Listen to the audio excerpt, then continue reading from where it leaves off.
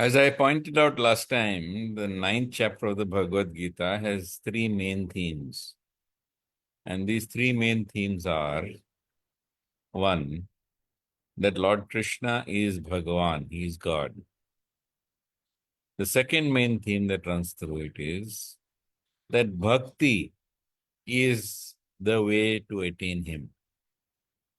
And there is clearly a comparison in the ninth chapter explaining why bhakti is the superior means. And the third theme that runs through the Bhagavad Gita ninth chapter is that Krishna is available to everybody. He is democratic. He is accessible by everyone, not just by the elite. So we begin now where we left off last time. We begin with the 11th text of the ninth chapter of the Bhagavad Gita, where Krishna says, Avajananti mam mudha manushim tanum ashritam param bhavam ajananto mama bhuta maheshwaram. So Krishna explains that fools deride me, they make fun of me when I descend in the human form. They do not know my transcendental nature and my supreme dominion over all that be. In the scriptures, it has been described that Deha Dehi Vibhedyo Yam Neshwara Vidyate Kvachit, that there is no difference between Krishna and his body. Our body is made of flesh and blood. Bhumi apo nalo vayur kham. So is our mind, intelligence, and ego. Mano buddhir ahankar. And all this is part of Prakriti. But Krishna does not appear with a body of Prakriti. Krishna's body is Sach Chit Ananda Vigraha. It is a form which is a form of eternity, knowledge, and bliss. Earlier, I explained to you in the last session that there is a story in the pastimes of Krishna where Krishna's mother, Yashoda Mai, looks into the mouth of baby Krishna because she wants to see if he's eating mud. And she sees in Krishna's mouth the entire universe. And in that universe, she sees herself looking into Krishna's mouth. So this is the difference between Krishna's form and our form.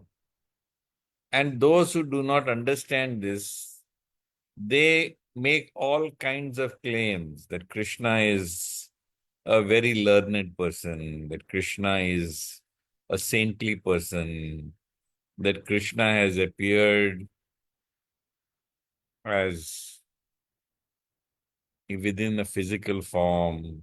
Krishna is a man like you and me who has been made into divinity by his personal efforts, and so on and so forth.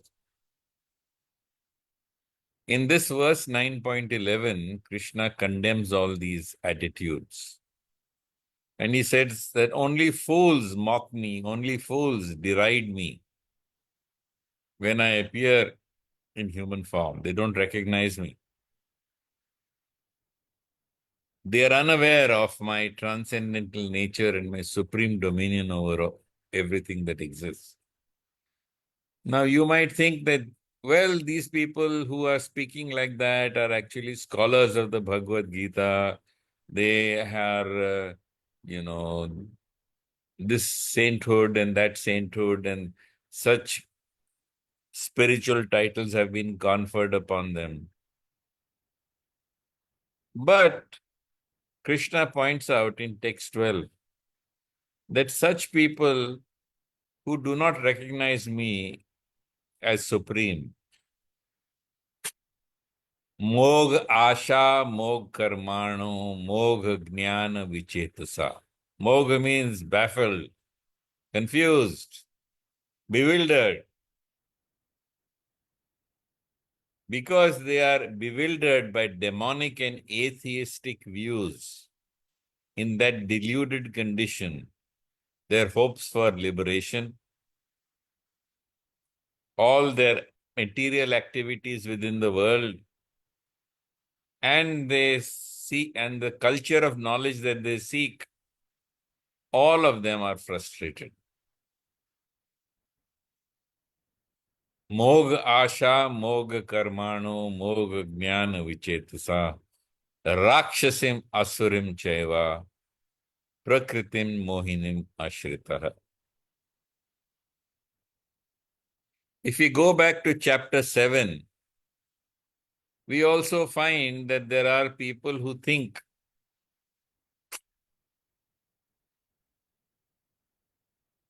that it is Brahman that has become Krishna, it is the unmanifest that has become manifest. I keep repeating and I'm telling you again, Krishna is the source of Brahman. And this is very clear, I think, in 14.27, where Krishna says, Brahmano hi pratishtaham amritasya vyasya cha shashvatasya dharmasya sukhasya aikantikasya cha. That he is the source of Brahman, he is the rest of Brahman, he is the support of Brahman. But yet there are foolish people who think that that Brahman has become Krishna. They begin to believe that the unmanifest has become manifest. And that is commented on by Krishna in chapter 7, verse 24. And Krishna says in chapter 7, verse 24, Avyaktam vyaktim apanam manyante mama buddhaya. Param bhavam ajananto mam avyayam anutamam. The less intelligent, abuddhaya, means without intelligence, they think that Lord Krishna, I, have become, was formless earlier and now have appeared in this form. They do not understand the imperishable and the exalted nature of my personal form. So, this is another verse which talks about people who do not recognize Krishna in his form, just like Avajananti Mamuda Manushim Tanumashritam. And why is it they do not recognize him? In chapter 7, verse 25, Krishna states, Naham prakasha sarvasya yoga maya samavritah mudho yam nabi janati loko mamajam avyayam. I am not manifest to everyone. I am not been, my divinity is not revealed to everyone. Because my yoga maya, my divine yoga maya, veils me. Hence, those without knowledge do not know that I am without birth and changeless. The Lord is without birth, he is changeless, yet he appears within this world as if he is born and he lives like everybody else, so that you may identify with him and that you may have a form to worship.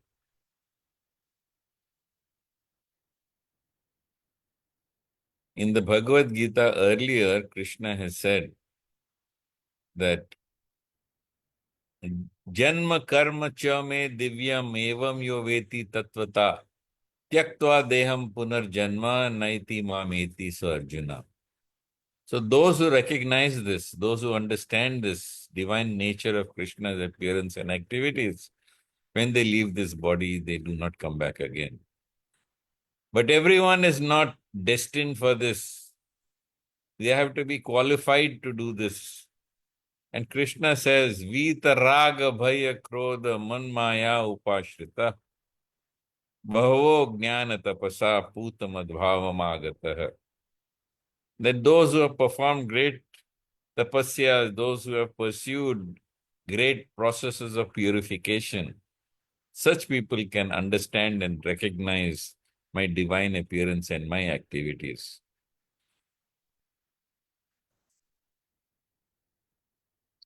Then Krishna points out in the 13th chapter, 13th verse, Krishna has already pointed out to us that there are those who recognize my form. And what do? They are called by Krishna as Mahatmana. Mahatmanastu mam partha daivim prakritim ashritah bhajantya ananya manaso jnata bhutadim avyayam. Those who are not deluded, the great souls under the protection of my divine nature, are always engaged in worshipping me because they know me as the Supreme Lord, original and inexhaustible. So Krishna emphasizes that it is through worship of him as Krishna that one becomes a Mahatma or a great soul. It is through worship of him. And what kind of worship? Constantly worshipping him. Always engaged in his bhakti because they know him as the Supreme Lord. Now Krishna explains in the 14th chapter how these people behave. Satatam kirtayanto mam ye jana paryupasat ye kirtayanto mam yatantascha dridvatah namasyantastu mam bhaktya nityayukta upasate. Always chanting my glories, satatam, always kirtayanto mam, always chanting my glories, always endeavoring to, with great determination, bowing down before me, yatantascha dridvratah. Such people perpetually worship me with devotion. So to know that Krishna is God requires a certain degree of purification. And when you know that Krishna is God, you are understood to be the knower of everything. In the Bhagavad Gita, Krishna says that those who know me to be the Supreme Lord, they are the knowers of everything. And when you know that Krishna is God and he is there in all things and all things lie within him, you cannot stop thinking of him. You cannot stop worshipping him. You cannot stop working in your swadharma, in your duties as a sacrifice for him.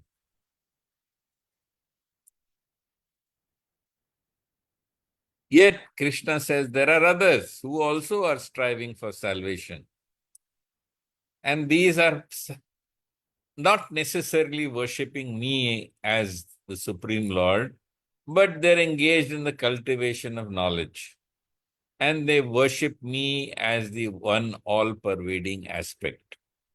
So he says, Jnana yagnena chapya anye yajanto mam upasate ekatvena prithakvena bahuda vishwato mukham.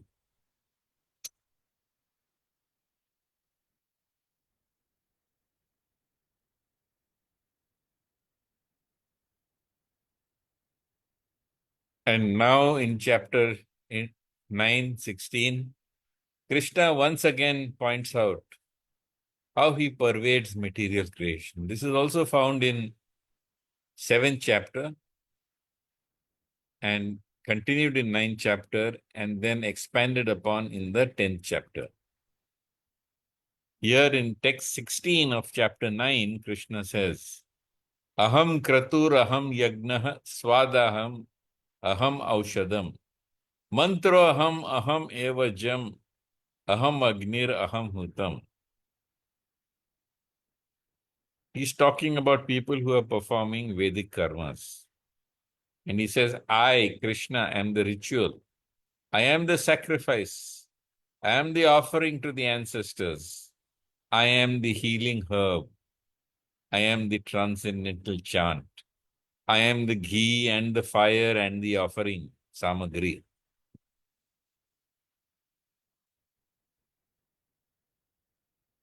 And he points out here, this is such a beautiful verse. Pitahamasya jagato mata dhata pitamaha vedyam pavitram onkara riksama yajurevacha. Krishna says, I am the father of this universe. I am also the mother, because you might think mother is more soft-hearted. And father sometimes can be giving tough love. So he says, I am the father of this universe, I am the mother. And when even mother is harsh, you turn to the grandfather, the grandparent. So he says, Mata Dhata Pitamaha. He also says, I am the Omkara, which purifies you. And he says, I am also the Rik, Sama, and Yajur Evacha. I am the Vedas also. Elsewhere, Krishna points out, Sarvasya chaham hridi sanvishto mata smritir jnanam apahanam cha. Vedasya sarver aham eva vedyo vedanta krid veda vedeva chaham. He says, I am seated in your heart, and from me comes knowledge, remembrance, and forgetfulness. He says, I am the compiler of the Vedas. Through the Vedas, I am to be known, and I am the goal of the Vedas. So, Krishna is very firmly affirming the Vedic traditions.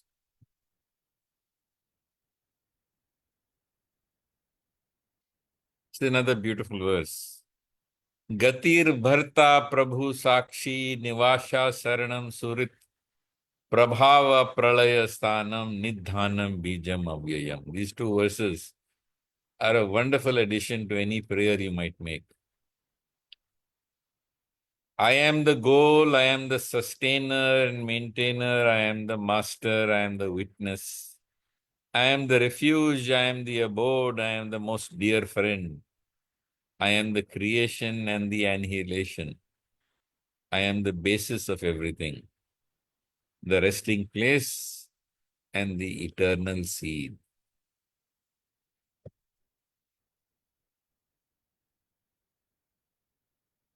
Tapamyaham aham varsham nigranami utsrijami cha amritam chaiva mrityuscha sadasad chaham Arjuna. O Arjuna, I am the heat and the rain and the drought. I am immortality. I am also death personified. Both being and non-being, they all lie within me. Now Krishna comes to a very important part in chapter 9, text 20. Earlier, see, the relationship between the Bhagavad Gita and the Vedas is very complex. It is nuanced. And therefore, if you do not understand these nuances, you are likely to misunderstand the relationship of Vedanta and the Vedas, of Krishna's Bhagavad Gita and the Vedas. Krishna has also already said, Rik Sama Yajur Evacha, he says, I am these three Vedas. And then he says, in the second chapter, he's already said, Yam imam pushpitam vacham pravadantya avipaschitah vedavada ratah partha nanyadasthiti vadinah kamatmana swargaparah janma karma phala pradam kriya vishesha bahulam bhoga ishwarya gatim prati. This you will find in two 2.42 and 2.43. And Krishna here is condemning people who are carried away by Vedas for material benefit. He says men of small knowledge are very much attached to the flowery words of the Vedas, which recommend different fruitive activities, Vedic karmas, for elevation to heavenly planets, resultant good birth, power, and so forth. Being desirous of sense gratification and an opulent life, they say there is nothing more than this. So, in fact, these Vedas describe the performance of Vedic karmas in such a way that through the performance of these Vedic karmas, you accumulate what we call as Ishtapurta, you accumulate good karmas. And based on the credit that you have accumulated, when you leave this body, you go to heaven, to Swargalok, and you enjoy those pious credits in Swargalok. And having enjoyed them and exhausted them, you come back again into this world. But that's what they say, there's nothing beyond this. So in the Adi Puran, Krishna is asked by Arjun, I want to go to heaven, but I don't want to perform all these Vedic rites. And Krishna in the Adi Puran tells Arjun, Annadau jaladas chaiva aturascha chikitsaka trividham swargamayanti vina yagnina o bharata. If you give food, if you give water, if you give medical aid to those who are needy, then without performing all these pious Vedic karmas, you will again go back to heaven. Vina yagnena, without performing karmic sacrifices, you will go back to heaven. But you have to understand that those who are intent on going to heaven and enjoying themselves through the performance of Vedic karmas or through the performance of charities are oblivious or they are distracted from the purpose of becoming free from suffering. Because to become free from suffering, you have to transcend heaven. You have to transcend this earth. You have to transcend Prakriti. You have to go beyond Prakriti. And even heaven lies within Prakriti. So as long as you're desiring enjoyment in the world, wealth, good things resulting in rebirth, all these things you will not be qualified for the path of yoga. And in chapter 2, text 44, Krishna says, Bhogaishwarya prasaktanam taya parta chetasam vyavasayatmika buddhi samadhauna vidyate. In the minds of those who are too attached to sense gratification and material enjoyment and wealth, those who are bewildered by such things, the resolute determination of devotional service to the Supreme Lord does not take place. So you're so distracted by all these things that you don't get the motivation or the interest to rise beyond them. Traigunya Vishaya Veda Nishtraigunya Bhavarjuna Nirdvandva Nitya Sattvasto Niryoga Kshem Atmavan. So Vedas deal mainly with Prakriti, Traigunya, with Sattva, Rajas and Tamagun. And O Arjuna, rise beyond this Prakriti. Be transcendent to all of them. Be free from all dualities, heat, cold, joy, sorrow, honor, dishonor, pain, pleasure, and become free from all anxieties for gain and safety, and be established on the platform of the soul.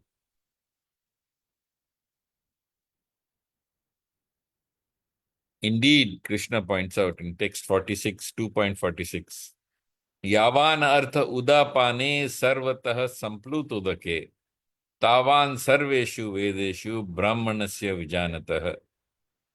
Just like all the purposes served by a small pond can at once be served by a great reservoir of water, similarly, all the purposes of the Vedas can be served by one who knows the purpose behind them. And therefore, Krishna points out this famous verse, much misunderstood by people who quote it, and perhaps the one verse which is known by everybody who knows little bit of Bhagavad Gita. कर्मण्येवाधिकारस्ते मा फलेषु कदाचन मा कर्म फल हेतुर्भूर्माते संगोस्तु कर्मणि. Here, karmani does not mean work. Karmani means Vedic karmas, Vedic sacrifice, Vedic ceremonial yajna. So he says you have a right to perform your Vedic duties, your Vedic sacrifice, but you are not entitled to the fruits that result from it. Like going to heaven, like getting a better rebirth.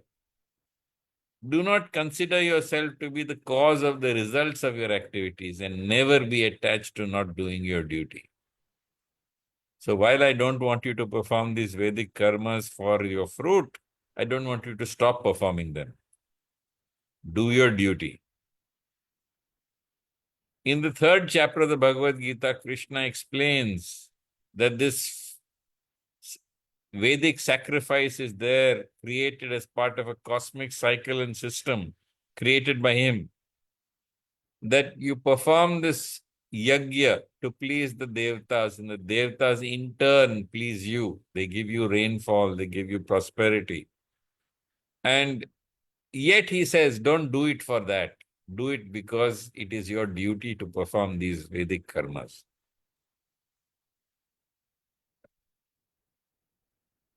So,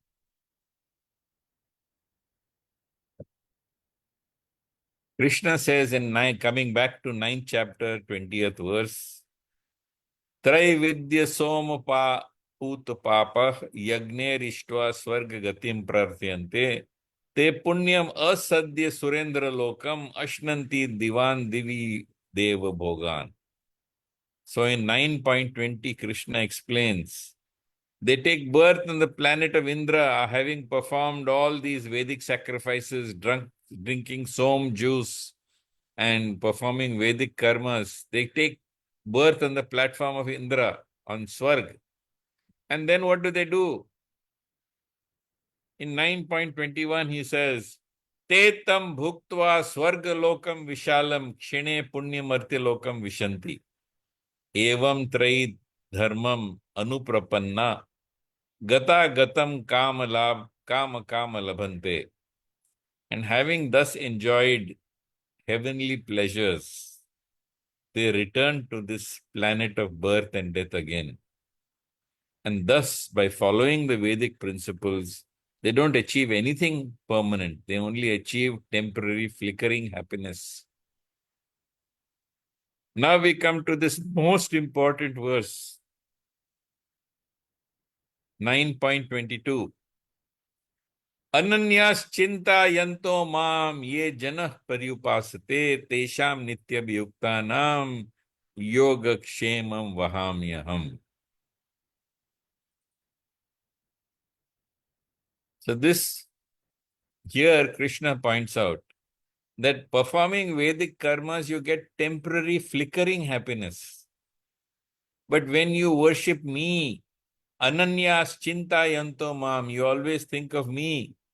You properly worship me. And they're always being fixed in devotion to me. I preserve all your spiritual credits.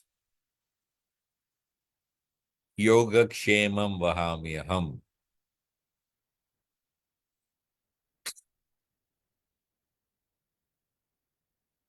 So, this is very important because many people think that this verse means that Krishna will provide whatever you need, whatever you lack. and he will preserve whatever you have. And then they become confused when they sit still and do nothing, and everything goes away from them. When their material possessions leave and they are left without any support, they say, hey, what Krishna says here. So there are several things you should know. The first thing you should know is that Krishna says that this is for those who are ananyas chintayanto mam. They are thinking of him and no other. They are nitya bhayuktanam. They are constantly fixed in devotion. And while Krishna does preserve what you have and provide what you lack materially, this verse is really talking about the spiritual preservation of your efforts and credits and the provision of other credits and opportunities for spiritual advancement that will come to you. In the 6th chapter of the Bhagavad Gita,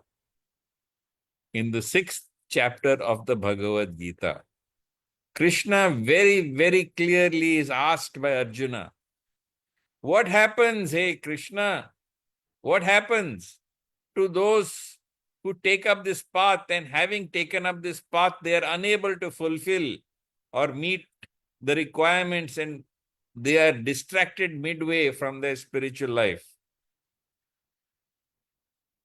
What is it? What happens?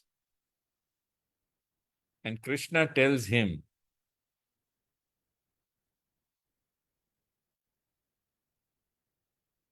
don't worry, nahi kalyana krit kaschid durgatim tata gacchati.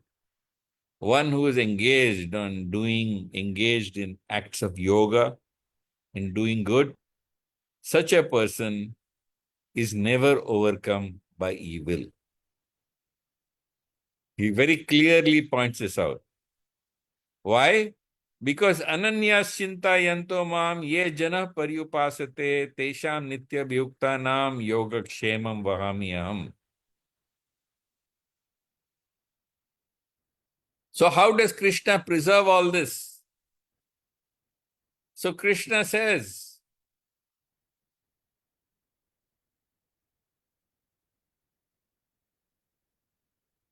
in chapter 6, text 41 and 42, Prapya punya kritam lokan ushitva shashvati samah suchinam shrimatam gehe yoga brashta bhajayate अथवा योगिनाम एव कुले भवति धीमताम एताद्धि दुर्लभतरम लोके जन्म यद idrisham. If you are taking this path to Krishna and you are unsuccessful, you will go to the planets or the abodes of the virtuous people, and having dwelt there for many ages, you are again born on earth into a family of both pious and prosperous people. And those, if they have developed dispassion due to long practice of yoga, they are born into a family endowed with divine wisdom, who are yogis. But such a birth is very rare. So the very least you get is Suchinam Srimatam Gehe. And that is what Krishna is pointing out when he says, Ananyas Chinta Yanto Mam Ye Janah Paryupasate Tesham Nitya Bhyuktanam Yoga Kshemam Vahami Aham. So yes, if you do your duty by Krishna, offering everything to him, he will preserve what you have and provide what you lack materially. But this verse really is talking about preserving your spiritual credits and merits and giving you an opportunity to continue them without any depletion.